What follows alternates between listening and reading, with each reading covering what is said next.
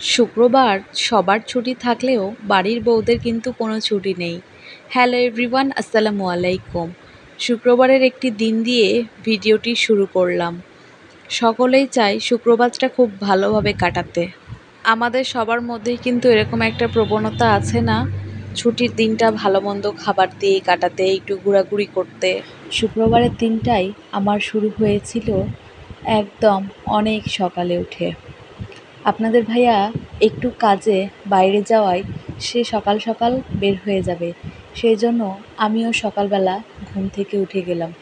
যেহেতু শুক্রবারে আমার হেল্পিং হ্যান্ড আপা আসে না, সেই জন্য আমি সকাল সকাল বাসনপত্র ধুয়ে রাইস কুকারে ভাত এবং ভর্তা তুলে দিলাম।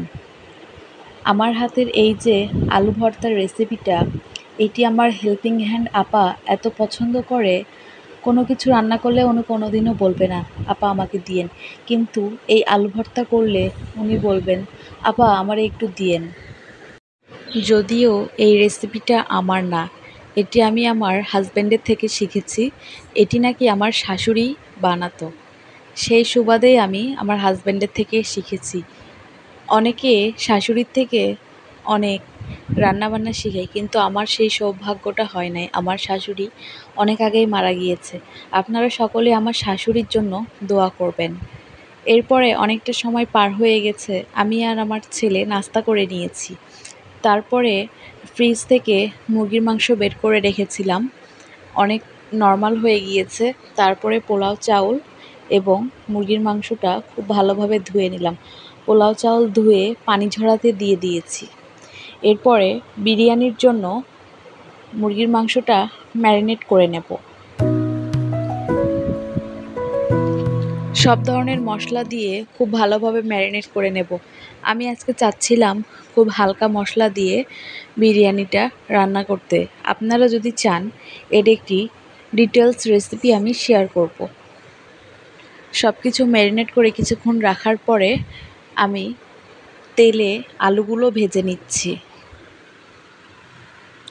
আলু ভেজে নেওয়ার পরে পেঁয়াজ ভেজে নিয়ে তার মধ্যে ম্যারিনেট করা মাংসগুলো দিয়ে দিচ্ছি।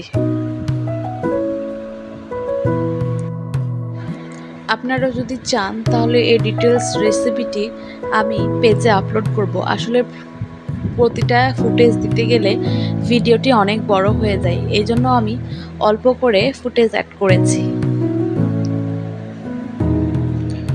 আর বিরিয়ানি রান্নার সবচেয়ে বড় টিপস হলো, আমরা আসলে সবাই বিরিয়ানি রান্না করতে পারি, কিন্তু অনেক সময় পানি বেশির জন্য বিরিয়ানিটি ঝরঝরে হয় না। তারা এভাবে নিচে তাওয়া দিয়ে বিরিয়ানির পাত্রটি দমে রেখে দিবেন, তাহলে দেখবেন আস্তে আস্তে ঝরঝরা হয়ে যাচ্ছে।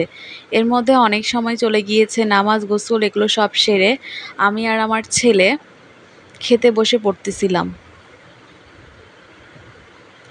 এদিকে ছেলেকে খাওয়াচ্ছিলাম এবং আমি নিজেও খাচ্ছিলাম। তারপরে একটু বিশ্রাম নিয়ে বিকেলবেলা চা খাচ্ছিলাম। এই সময় আমার ছেলে একটু ঘুমাচ্ছিল বলে একটু সময় পেয়েছিলাম এবং পেজের জন্য কিছু ভিডিও এডিট করতেছিলাম। ভিডিওটি ভালো লাগলে লাইক কমেন্ট শেয়ার করবেন। ধন্যবাদ সবাইকে।